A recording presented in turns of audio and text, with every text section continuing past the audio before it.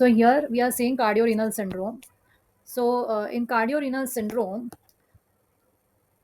LV and RV fails. So there are two ways and by which it decreases GFR, then it activates RAS, and then that causes a vasoconstriction. Sodium water reabsorption increases, and that will further lead to more LV and RV failure, and the vicious cycle continues. So it's a vicious cycle.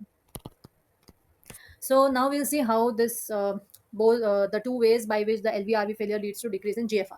So one is the forward flow reduces by reduction of forward flow. That is, the cardiac output will decrease, so the renal arterial perfusion will decrease, and that will lead to, this is a straightforward path by which it decreases GFR. That is by decreasing the renal artery perfusion. Now the other way. So one is this central venous pressure, renal venous pressure increases. So that is because of the back pressure. Then that will lead to decrease in the glomerular capillary filtration gradient, and then that will lead to decrease in GFR. Now this is by the method of venous congestion. Okay, so now exactly how this happens we can see with a diagram.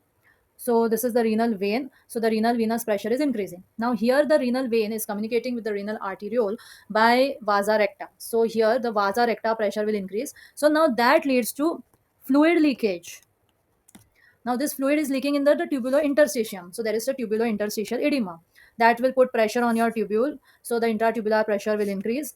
And then that is communicating with your Bowman's capsule. So the Bowman capsule hydrostatic pressure is going to increase, and that is contracting against the capillary hydrostatic pressure. So ultimately, your filtration gradient will decrease, and that is how the GFR decreases. Now this decrease in GFR will further lead to AKI.